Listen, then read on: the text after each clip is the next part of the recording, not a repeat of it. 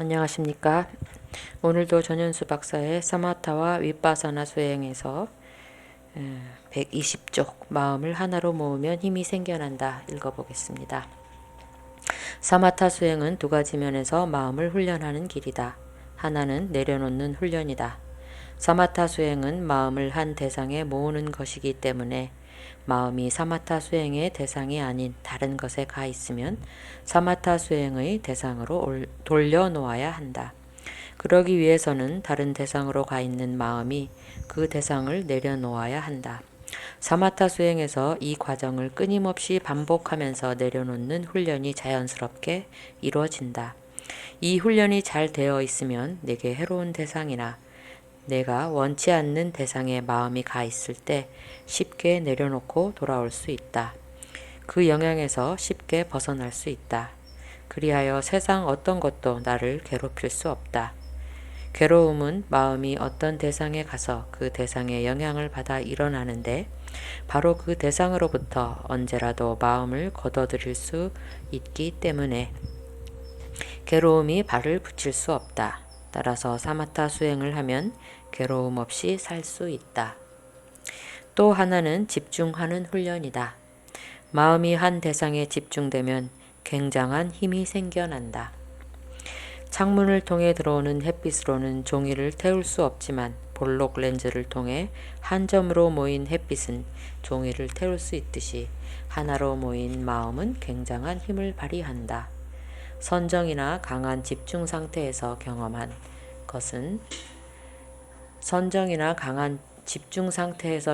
것은 기억에 남아서 마음에 깊은 영향을 준다. 체면도 이러한 원리로 이루어진다. 레이저가 강철을 뚫듯이 하나로 모여 강력해진 마음은 무엇을 보든 그것의 본질을 꿰뚫을 수 있다. 사람들은 대개 무언가를 볼 때 과거의 경험이나 감정에 영향을 받아서 그것을 있는 그대로 보지 못한다. 그래서 대상의 본질을 파악하지 못할 뿐더러 잠시만 시간이 지나도 봤던 것을 잊는다. 이렇게 살면 인생에서 강력한 힘을 발휘하지 못한다. 번개와 같은 통찰이 있어야만 사물을 움직이고 시대를 이끄는 변화를 이뤄낼 수 있다. 애플을 세계 최고의 회사로 만든 스티브 잡스는 이를 잘 알고 있었다. 그래서 그는 마음이 하나로 집중되면 태산도 움직일 수 있다고 했다. 사마타 수행을 통해 과거의 경험이나 감정, 선입관에 영향을 받지 않으면 마음을 자신이 원하는 대로 움직이기 쉽다. 말하자면 마음의 움직임을 방해하는 번뇌가 적다. 그래서 좋은 마음을 내면 그 마음대로 된다. 사마타 수행을 통해 닦인 마음에는 강력한 힘이 있다. 그 힘으로 자신이 바라는 쪽으로 마음이 향하게 할 수 있다. 이렇듯 사마타 수행은 수행에만 필요한 것이 아니다. 세상을 덜 힘들게 살아가기 위해서도 필요하다. 몸의 운동이 필요하듯이 마음이나 정신에도 사마타 수행이 필요하다. 사마타 수행이 마음의 근육을 키우는 아주 좋은 기제로 말할 수 있겠죠. 이제 3장 물질 수행을 보겠습니다. 4대 수행을 읽겠습니다. 125쪽입니다. 물질 수행을 하기 위해 4대 수행이라는 사마타 수행을 해야 한다. 4대 수행은 물질을 보는 수행인 동시에 근접 삼매를 얻을 수 있는 사마타 수행이다. 그래서 청정도론에 언급된 40가지 명상 주제에 4대 수행이 들어있다. 4대 수행을 통해 근접 삼매를 얻는 과정과 삼매를 통해 궁극 실제인 물질을 보는 것을 자세히 살펴보자. 4대 수행으로 들어가는 길에는 두 가지가 있다. 선정을 먼저 닦고 난 뒤 하는 것과 선정을 닦지 않고 하는 것이다. 아나파나사티로 선정을 먼저 경험하고 난 뒤에 하면 4대 수행이 별로 어렵지 않다. 하지만 4대 수행을 통해 처음으로 삼매를 닦는 경우에는 사람마다 차이는 있겠지만 시간이 많이 걸리고 쉽지 않아 보였다. 그러나 선정을 얻고 난 뒤에 하는 것이나 선정 경험 없이 하는 경우나 4대 수행을 하는 방법은 같다. 그러나 선정을 얻고 난 뒤에 하는 것이나 선정 경험 없이 하는 경우나 사대 수행을 하는 방법은 같다.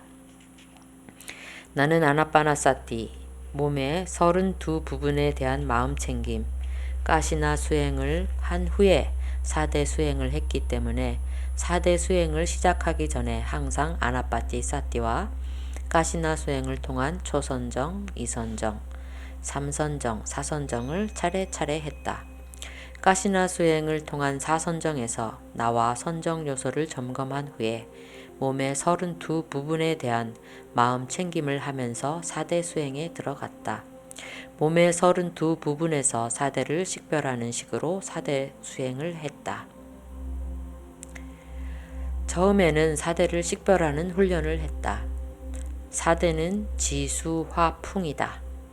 지수화풍이라고 하여 물질이긴 하나 엄밀히 말하면 물질의 성질이나 속성, 즉 에너지를 가지고 있는 상태를 말한다. 지수화풍이라고 하여 물질이긴 하나 엄밀히 말하면 물질의 성질이나 속성, 즉 에너지를 가지고 있는 상태를 말한다. 물론 성질이 모이면 형태를 취할 수 있다. 현대 물리학에서 에너지가 질량을 갖고 있다고 말하는 것과 같은 원리다. 현대 물리학에서 에너지가 질량을 갖고 있다고 말하는 것과 같은 원리이다. 보통 땅 하면 딱딱한 형태를 갖춘 것을 떠올리기 쉽지만 사대로서의 땅은 본질적으로 땅의 속성을 가진 것을 말한다. 땅의 속성을 가진 것은 어디에 있든 크든 작든 다 땅이다. 물, 불, 바람도 마찬가지다. 궁극 물질인 사대를 식별하려면 사대의 속성을 알아야 한다. 그래서 사대 수행은 사대의 속성을 아는 것으로부터 시작한다. 사대의 12가지 속성에 대해서 알아보겠습니다. 땅의 속성으로는 6가지가 있으며 이 속성은 두 그룹으로 나뉜다. 단단함, 거침, 무거움이 한 그룹이고 부드러움, 매끄러움, 가벼움이 다른 한 그룹이다. 단단함과 부드러움은 같이 있을 수 없다. 거침과 매끄러움도 그렇다. 무거움과 가벼움 역시 마찬가지다. 이와 달리 서로 짝이 되지 않는 속성들은 같이 있을 수 있다. 물은 흐름과 응집이라는 2가지 속성을 가지고 있다. 불은 따뜻함과 차가움이라는 속성을 가지고 있다. 바람은 밈과 지탱이라는 2가지 속성을 가지고 있다. 지수 화풍의 속성은 이렇게 모두 12가지다. 이 12가지 속성으로 사대를 식별할 수 있다. 이러한 구분법은 기본 요소만 해도 100억 가지가 되는 현대 자연과학에서의 물질 분류와는 많이 다르다. 하지만 자연과학에서의 기본 요소는 아주 작긴 해도 모두 형태가 있다. 부다께서 이 기본 요소들을 본다면 아마 각 기본 요소가 더 이상 나뉠 수 없는 기본 물질이 아니라 사대가 함께 들어있는 복합물이라고 말씀하실 것이다. 기본 요소가 더 작게 나뉠 수 있다는 뜻이다. 지수 화풍의 속성 12가지로 사대를 식별할 수 있다. 12가지가 있으면 사대가 있는 것이다. 나는 처음에 사대의 12가지 속성에 대해 이해되지 않는 것이 있었다. 땅에 대해서는 별 어려움이 없었는데 물의 응집 속성이 있는 것이 이해되지 않았다. 응집 상태로 있는 것은 왜 다 물일까? 물질이 응집 상태로 있으면 거기에는 물이 있다는 뜻인데 예를 들어 고정된 상태로 있는 안경에도 물이 있다는 뜻일까? 나는 이것을 내 나름대로 이해했다. 응집하는 속성이 물의 속성이고 응집이 있으면 물이 있는 것이다. 응집이 되려면 응집을 시키는 것이 필요하다. 응집을 시키는 것이 없으면 물질은 따로따로 존재할 수밖에 없다. 밀가루가 물 없이는 밀가루 덩어리로 뭉칠 수 없듯이 어떤 물질도 물의 요소 없이는 뭉쳐지지 않는다.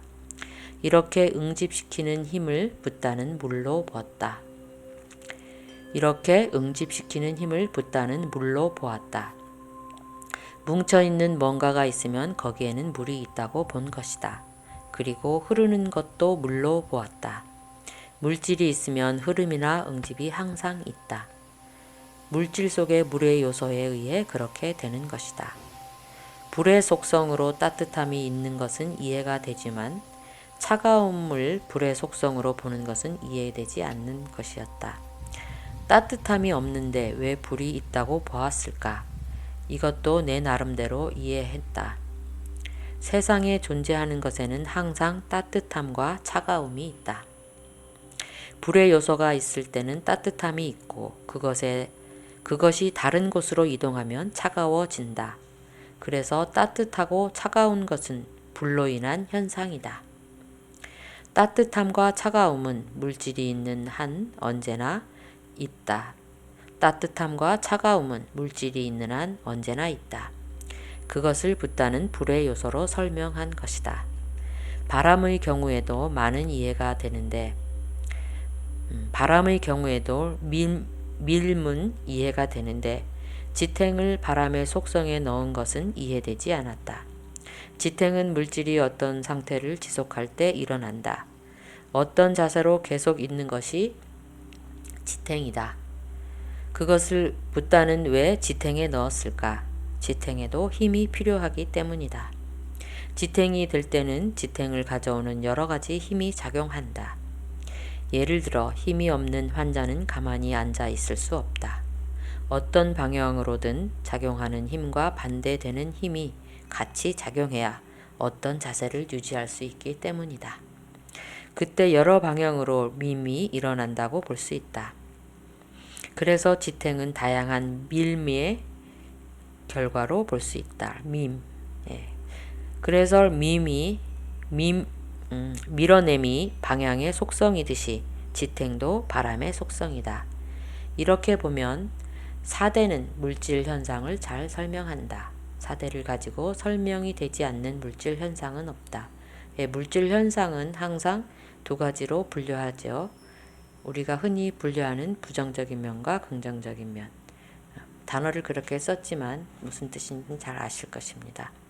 오늘도 사대의 속성을 생각하면서 행복하고 기쁜 하루, 집중하는 하루 되시길 기원합니다. 감사합니다.